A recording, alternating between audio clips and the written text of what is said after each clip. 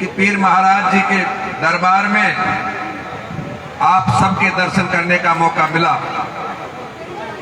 भगवान के दरबार में हम सब आते हैं और अपनी अरदास करते हैं और इलाके के लिए, घर के लिए, गांव के लिए सुख शांति की कामना भी करते हैं कि भगवान हमारे गांव में, क्षेत्र में सुख शांति बनी रहे, किसी में किसी तरह की कोई पीड़ा नहीं आए, ये सब हम अरदास करते हैं। लेकिन इसके साथ साथ भगवान की कृपा हमारे ऊपर, सबके ऊपर बनी रहती है।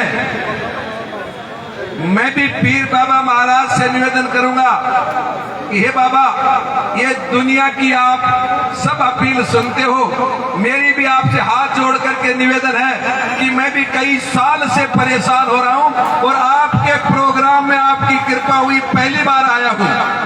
इस पहली बार ही आप मेरी कृपा सुनना कि जो इस इलाके की सेवा करने का मौका मिले कि राजस्थान की सबसे बड़ी पंचायत में आपके आशीर्वाद से, हमारे बुजुर्गों के सहयोग से, नौजवानों के सहयोग से मैं जाऊं और इस इलाके की जितनी भी मेरे से मदद हो सके वो करूं। मेरी सुनना बुजुर्गों, नौजवान साथियों, जिस तरह से भगवान के आशीर्वाद के बिना हम जिंदे नहीं रह सकते, उसी तरह से सरकार के आशीर्वाद के बिना भी हम जिंदे नहीं रह सकते। लेकिन भगवान तो भगवान ही है, भगवान तो सृष्टि का रचयिता है, लेकिन जो सरकार है दूसरा रूप, उसको हम बनाते हैं। वो कैसे बनती है उसको देखा है। हमारे बोर्ड से सरकार बनती है, 75 साल से हम सरकार बनाते आए हैं। 75 साल से हमने वोट देकर के सरकार बनाई। तो भाई आपने सबको देखा है, वोट से चुन करके, चाहे वो किसी भी पार्टी से गया है, किस भी व्यक्ति ने कितना काम किया, कितना नहीं किया, आपने देखा है। मैं किसी की भलाई बुराई नहीं कर रहा हूं, लेकिन मेरा आपसे हाथ जोड़ करके निवेदन है कि 75 साल में जब आपने सबको ही देखा है, तो मैं भी आपका बेटा हूं, मैं भी 6-7 चुनाव लड़ चुका हूं। आप एक बार मुझे भी तो देख लीजिए, एक बार तो कम से कम देखो।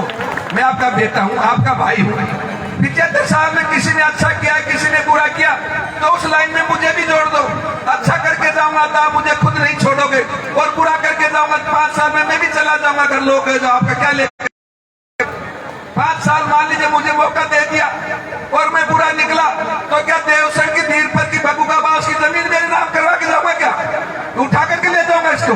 कुछ नहीं होगा। लेकिन आपसे हाथ जोड़ करके निवेदन करता हूं, मैं आपका बेटा हूं, आपका भाई हूं, मेरी बात मान लिया है, आपने देखा है।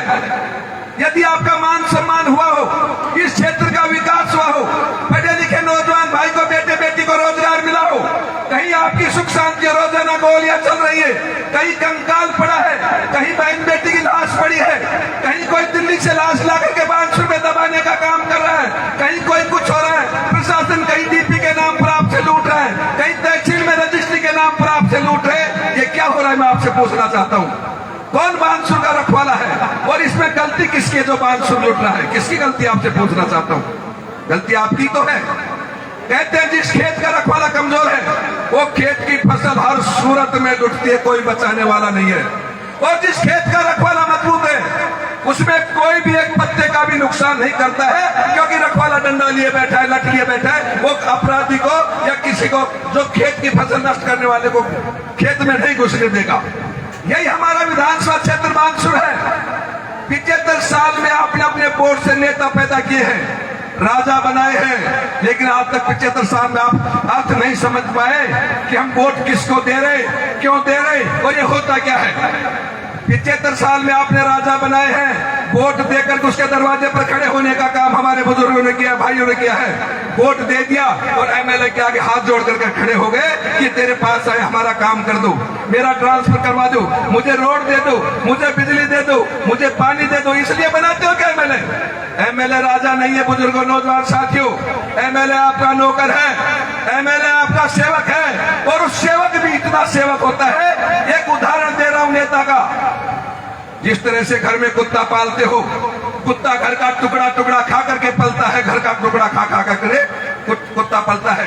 और जब मालिक सो जाता है दिन भर काम करके और कुत्ते को खुला छोड़ देते हैं, छोड़ते हैं ना? यदि कोई ओपरा व्यक्ति घर में घुस जाए तो कुत्ता उस मालिक को जगाने का काम करता है कि कोई दरवाजे पर ओपरा आदमी आ रहा है, कोई पशु खोल सकता है, कोई चोरी कर सकता है। हू की आवाज करके मालिक को जगाने का काम करता है कि मेरा मालिक का कोई नुकसान नहीं होना चाहिए। आपका टुकड़ा खाने वाला कुत्ता इतना वफादार जो आपको बचाने का काम कर रहा है घर को, और आपको वोट से ले जाने वाला व्यक्ति जो नेता बनता है, जो आपका सेवक, आपका नौकर है, वो इतना गद्दार निकल जाता है कि भ्रष्टाचार फैल जाता है, कहीं कोई अपराध होता है वो संभालने नहीं आता। 75 साल हमने देखा है। मेरा आपसे हाथ जोड़ करके निवेदन है, ये नेता नहीं है, वो आपका नौकर है। अब की बार आप नौकर बनाए, और आप जब वोट देकर के नौकर बनाते हो तो उसका भी यही सेवा का काम है कि मेरे क्षेत्र में कोई चोरी नहीं होनी चाहिए, मेरे क्षेत्र में कोई गुंडागर्दी नहीं होनी चाहिए, मेरे इलाके का विकास होना चाहिए, मेरे इलाके के पढ़े लिखे नौजवान भाइयों को रोजगार मिलना चाहिए, मेरे इलाके में सुख शांति होनी चाहिए। ये हालात हमारे सामने है। बिना रोजगार के क्या होगा? बिना सरकार नौकरी नहीं दे सकती तो सरकार उद्योग लगा करके कम से कम हमें पढ़े लिखे नौजवान भाइयों को रोजगार तो दे ही सकती थी, लेकिन वो भी हमें ना मिले तो हम किससे आस करते हैं? सरकारों से और इन नेताओं से कि हमारा विकास होगा। मैं आपका भाई हूँ, आपका बेटा हूँ। जब मैं चुनाव लड़ने के लिए आता हूँ तो कह देते हैं अहीर और गुजर की बात आती है, कहीं कोई बात आती है। आपसे एक उदाहरण देना चाहता हूँ, अहीर गुजर में फर्क क्या है। जब कृष्ण भगवान पैदा हुआ तो यशोदा माई ने आपकी बेटी का कत्ल करवा करके और कृष्ण भगवान को बचाने का काम किया था नहीं किया था? अब बराबर के भाई हैं।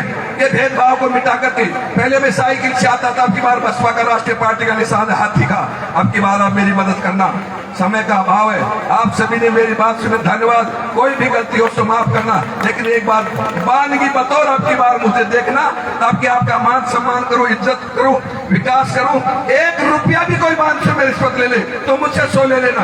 एक अधिकारी भी आपका अपमान कर दे तो कान पकड़ करके कह देना कि तुझे 5 साल रखवाली दी थी, किसी अधिकारी ने मेरा अपमान कर दिया, किसी से डीपी के नाम पर ले ले। मैं बेटा आपका सेवक मजबूत आपकी सेवा में खड़ा रहेगा, लेकिन आप मेरा एक बार विश्वास करना। आप सभी ने मेरी बात सुनी, धन्यवाद। कोई